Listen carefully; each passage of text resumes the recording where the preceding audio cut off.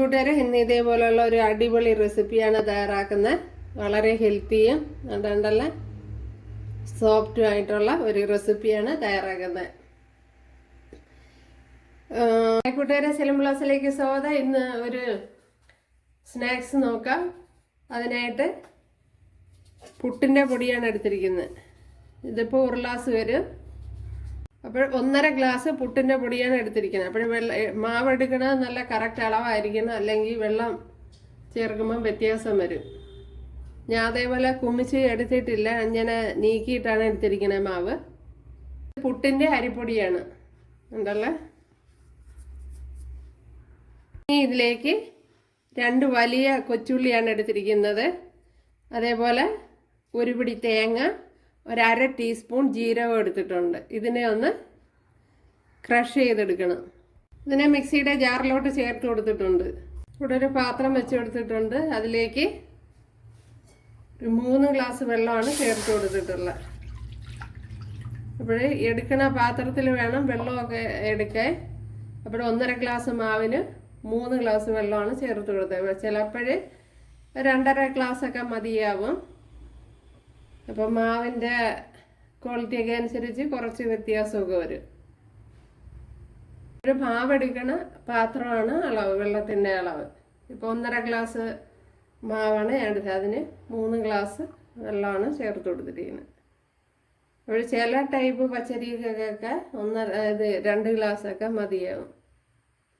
ഇനി ഇതിലേക്ക് നമ്മൾ അരച്ചെടുത്തുകൊണ്ട് വന്നത് ചേർത്ത് കൊടുക്കുക. ഇനി ഇതിലേക്ക് ആവശ്യത്തിനുള്ള ഉപ്പ് ചേർത്ത് കൊടുക്കുക. ഇനി ഇതിലേക്ക് 1 ടേബിൾ സ്പൂൺ നെയ്യ് ചേർത്ത് കൊടുക്കുക.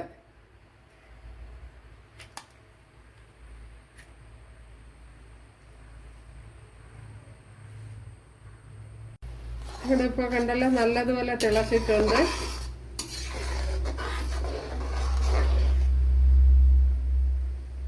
തീ ഒന്ന് കുറച്ച് വെച്ചിട്ടുണ്ട്. ഇതിലേക്ക് ഇനി മാവ് ചേർത്ത് കൊടുക്കുക.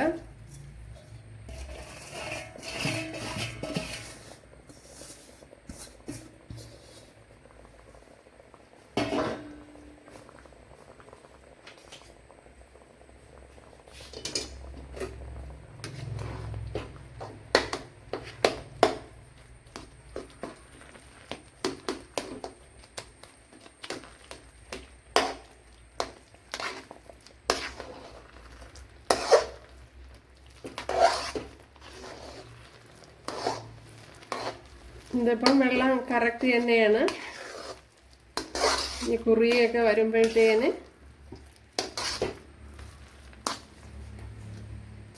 കണ്ടല്ലോ, ഇപ്പം ഇവിടെ എൻ്റെ പരുവത്തിന് വന്നിട്ടുണ്ട്.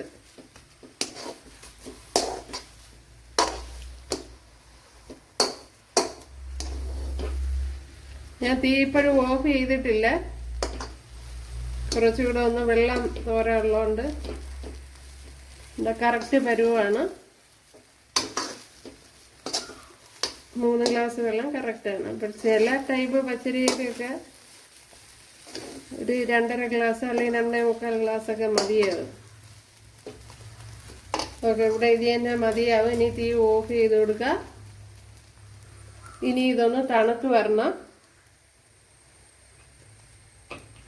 ഇനി ഇതിൻ്റെ മുകളിൽ കൂടെ ശകലം നെയ്യൂടെ ഒന്ന് ചേർത്ത് കൊടുക്കുക.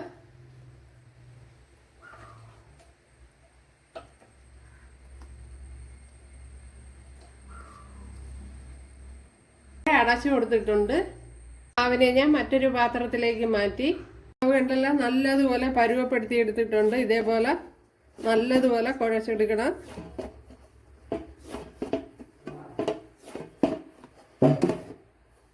കണ്ടല്ല, ഇതേപോലെ നല്ല രീതിയിൽ കുഴച്ചെടുക്കും. ഇനി ഇതിൽ നിന്ന് കുറേശ്ശെ മാവിടെ, ഇതിപ്പം തണുത്തിട്ടില്ല.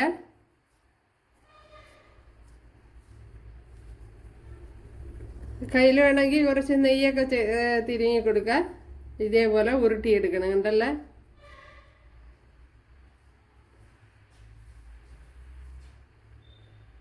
നല്ല ഷേപ്പിന് ഉരുട്ടിയെടുക്കണം. പിന്നെ വീട്ടിലൊക്കെ ഉണ്ടാക്കുമ്പോൾ ഷേപ്പില്ലെങ്കിലും കുഴപ്പമില്ല.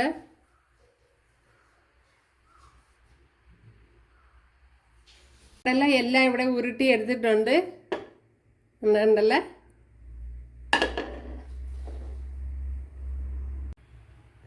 ഇവിടെ ഇഡ്ഡലി തട്ടിൽ കുറച്ച് വെള്ളം ചേർത്ത് കൊടുത്തിട്ടുണ്ട്. ഇതിലേക്ക് കുറച്ച് നെയ്യ് ചേർത്ത് കൊടുക്കുക.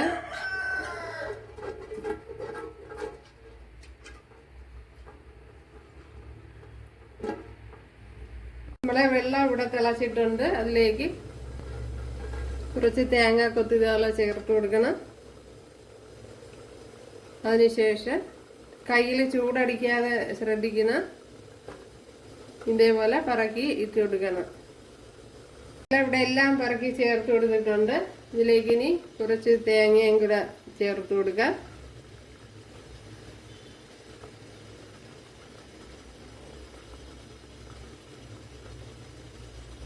കണ്ടല്ലോ, ഇതൊന്ന് അടച്ചു കൊടുക്കുക. ഇനി ഇവിടെ കണ്ടല്ലോ, ഇതിപ്പോ നല്ലതുപോലെ വെന്തിട്ടുണ്ട്.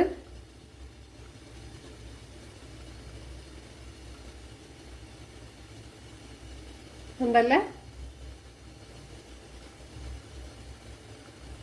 അപ്പൊ ഇവിടെ റെഡി ആയിട്ടുണ്ട്. ഉണ്ടല്ലോ, വളരെ സോഫ്റ്റ് ആയിട്ടുള്ള ഒരു റെസിപ്പിയാണ്. ഉണ്ടല്ലേ.